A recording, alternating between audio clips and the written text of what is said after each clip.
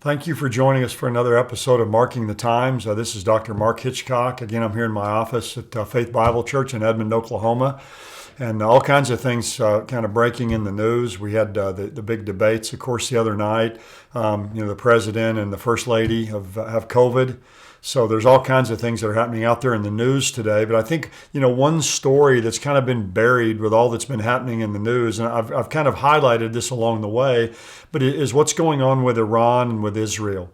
With all the big news that's happening, and certainly the elections kind of eclipsing everything else, that's kind of gone to the back burner, or maybe gone into the deep freeze, as people really aren't thinking much about the whole situation with Iran. That's the number one world sponsor of terror, the number one enemy of Israel, and of course continues to make threats against the U.S. And the elections really have a bearing upon all of this, because there's an article that I ran across in the Jerusalem Post just a month ago called "Will Israel Strike Iran?" And the subtitle says, "Could the prospect of U.S. elections prompt Israel to attack?" And I think a lot of people are forgetting the implications of what's going to happen in the Middle East, considering what happens in the elections. And Israel has been carrying out a lot of cyber strikes and a lot of conventional sabotage inside of Iran. And this has been deeply troubling to Iran. And, Iran's trying to think of ways, I think, probably to get back at Israel for this. But what's happening right now in Iran is something called the zone of immunity is increasing. And the zone of immunity is where Iran gets their nuclear facilities so well protected and so dispersed that any attack by Israel against them would be futile. And so the longer we go, the larger that zone of immunity becomes.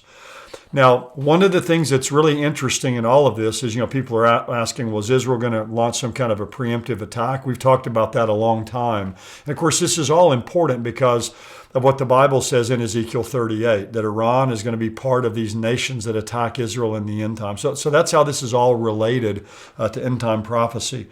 But in this article, it says, add to this puzzle a Joe Biden presidency and a Democratic victory in Congress with the promised reversal from U.S. President Donald Trump's approach that withdrew from the nuclear deal and imposed maximal sanctions.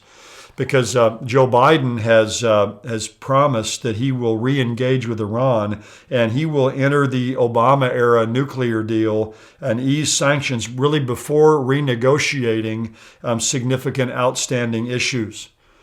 And so Israel is watching this and thinking, okay, if Joe Biden's elected president and there's a Democrat Congress, Iran's going to be back into that nuclear deal. These sanctions are going to be reversed. And one of the important things in all of this that's been forgotten is under the Iran nuclear deal, Iran this October 18th was going to be guaranteed the right to not have an arms embargo against them anymore. They could go out and buy all the conventional weapons they wanted.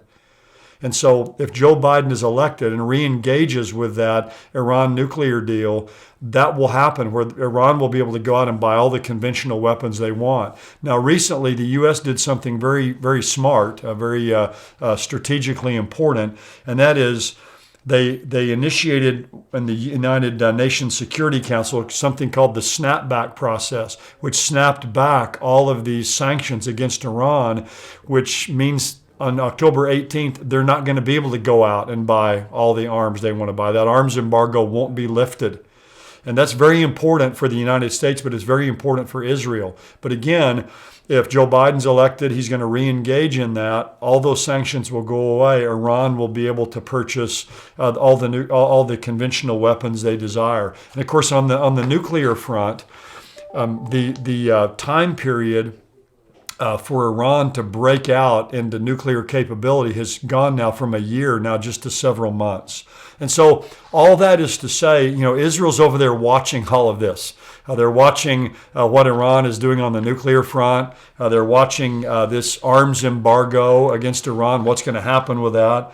They're watching the U.S. elections and what the result of that is going to be and how that will affect them. So all of that is playing into a decision that Israel's going to have to make at some point. Are they going to make some kind of a preemptive strike against Iran before that zone of immunity gets so broad that it really won't do any good? And all of that highlights the fact that when Israel does that, or if they do that, it's going to release all kinds of dominoes that will begin to fall in the Middle East. And on top of all that, of course, Israel has negotiated these normalization agreements with Bahrain, United Arab Emirates, which has Iran furious. So all of these things are happening right now, and they're kind of in the background now. But after the elections take place, I think a lot of things will begin to sort out. And depending on who's elected, I think is going to depend a lot on what Israel does strategically with Iran's nuclear program. So this is something you don't hear a lot about in the news right now. Everything else is just kind of overshadowing it. But it's very important for Israel. It's very important for the United States, and it's very prophetically significant. So anyway, I hope you enjoyed this update, and we look forward to seeing you next time. God bless you. I hope you have a good week.